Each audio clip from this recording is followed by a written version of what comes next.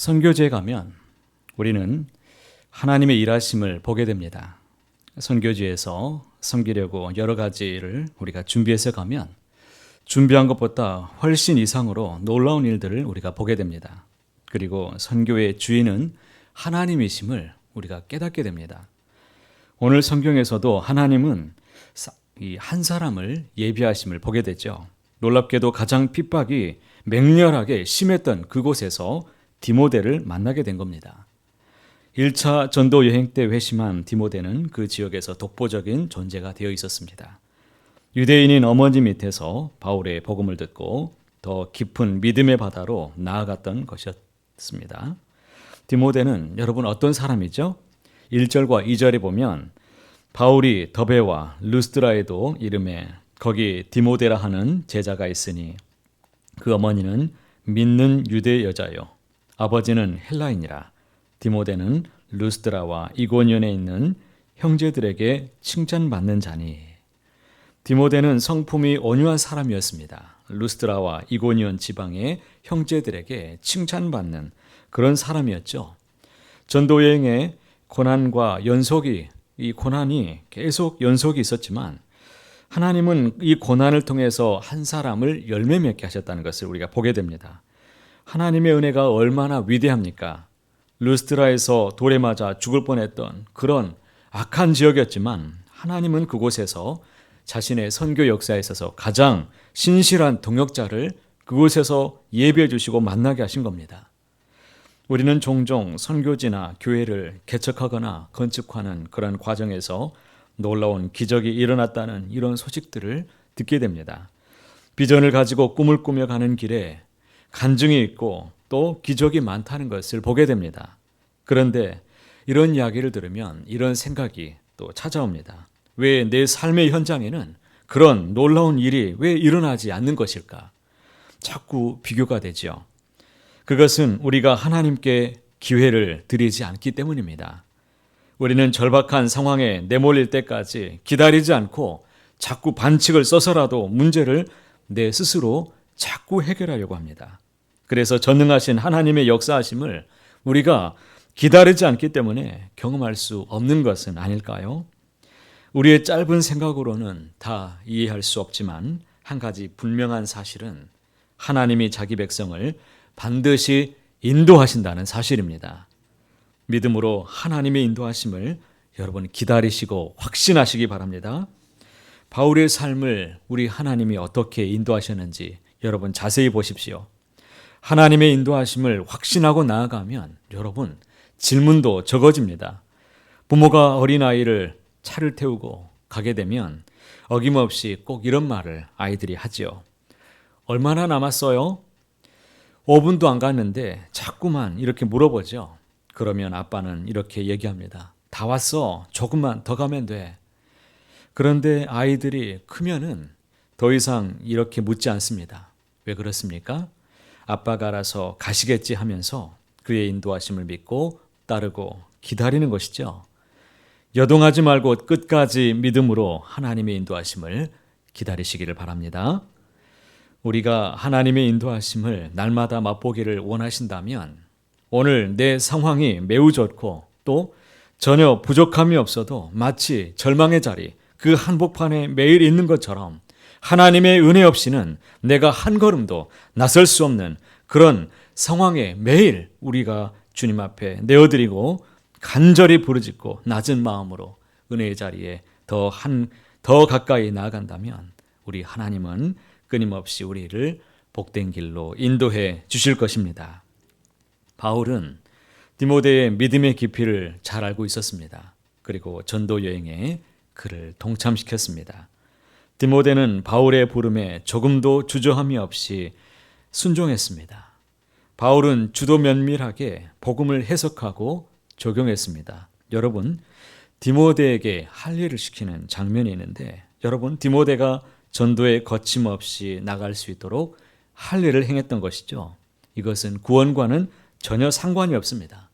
바울은 유대인들에게도 접근할 수 있도록 유연하게 그에게 대처할 수 있도록 그렇게 만들었습니다. 4절과 5절 말씀 제가 이어서 읽도록 하겠습니다. 여리고 성으로 다녀갈 때에 예루살렘에 있는 사도와 장로들이 작정한 규례를 그들에게 주어 지키게 하니 이에 여러 교회가 믿음이 더 굳건해지고 수가 날마다 늘어가니라.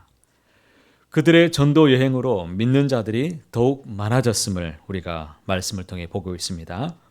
2차 전도 여행은 예루살렘 교회가 결정한 공문을 알리는 것부터 시작되었습니다. 이방 중심의 교회들이 가진 고민을 해결할 필요가 있었던 것입니다. 공적 결정, 우리가 어제 말씀을 통해 함께 나눴는데, 즉 이방인도 예수 믿으면 구원을 얻는다는 이 소식은 정말 힘을 발휘했습니다. 교회는 더욱 든든하게 자리를 잡을 수가 있었습니다. 전도 여행을 통해서 교회는 믿음이 더욱 굳건해지고 성장해 나갈 수가 있었습니다. 그런데 갑자기 바울에게 역경이 찾아옵니다. 바울이 아시아에서 복음을 전할 수가 없게 되었습니다. 그것도 누가 막으시느냐?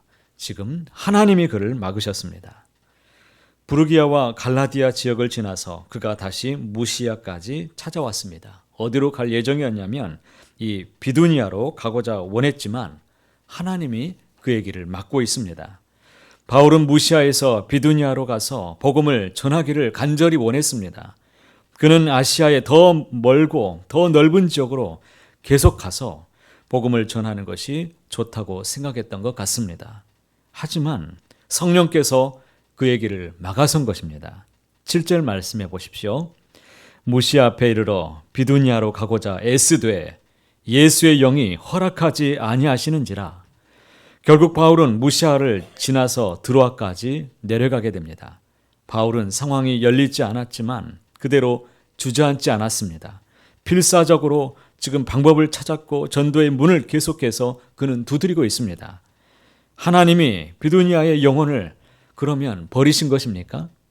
그렇지 않습니다. 다만 사람이 이해할 수 없는 하나님의 계획이 있다는 것을 우리는 꼭 기억해야 될 것입니다. 복음을 전하는 사역은 사람의 계획과 의지가 아니라 누구의 계획? 바로 하나님의 뜻과 이 계획에 의해서 이루어진다는 사실을 우리는 믿어야 될 것입니다. 우리는 내 상황이 막혀도 자신의 인간적인 그러한 계획을 펼치지 말고 먼저 이러한 상황에 내가 내몰려 있다면 정말 하나님의 뜻이 어디에 있는지를 계속해서 구해야 될 것입니다. 드로아에서 밤을 보냈습니다. 칠흑 같은 어두운 그런 깊은 밤을 보내었습니다. 어디로 가야 될지 알 수 없는 그런 답답한 시간을 지금 바울은 보내고 있었습니다. 그러나 바울은 기도하다가 하나의 환상을 그가 보게 됩니다. 9절 말씀 함께 읽어보실까요? 밤의 환상이 바울에게 보이니 마게도냐 사람 하나가 서서 그에게 청하여 이르되 마게도냐로 건너와서 우리를 도우라 하거늘. 환상 중에 마게도냐 사람이 건너와서 우리를 도우라고 요청한 것입니다. 바울은 하나님의 뜻으로 알고 마게도냐로 건너가기로 그가 마음을 작정하게 되었습니다. 하나님은 이렇게 바울의 선교를 친히 인도하고 계심을 우리는 알 수 있습니다. 왜 비두니아를 막으셨는지도 불명해진 것입니다. 그것은 하나님이 이 분명한 선교의 계획이 있으시다는 것을 그가 그 자리에서 깨달았습니다. 우리는 하나님의 인도를 따라서 복음을 들고 나가야 될 것입니다. 사람은 자신의 이성의 한계에 갇혀서 자신이 세운 그 계획이 최선이고 그것이 전부라고 착각해서 이것을 수행하기 위해서 애를 쓰며 발버둥을 칠 것입니다. 여러분, 선교라고 하면 얼마나 좋습니까? 내 계획대로 내 뜻대로 이루어지는 것이, 그러나 그것이 선교가 아니다라는 것을 철저히 우리가 부숴야만 할 것입니다.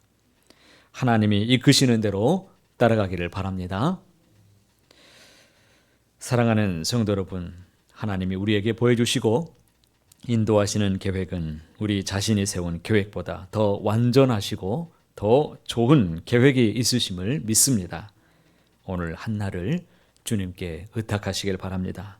하나님의 인도하심을 의심하지 말고 오늘 나에게 원하시는 삶이 과연 무엇인지를 이 시간에도 물으시면서 기도하시고 우리의 사랑하는 자녀들, 우리의 가족들, 내게 맡겨주신 사랑하는 사람들, 우리의 교회, 이웃을 위해서 더 간절히 기도하시고 온전히 하나님의 신실하심을 신뢰하고 따라가는 저와 여러분 모두가 다 되시기를 간절히 소원합니다.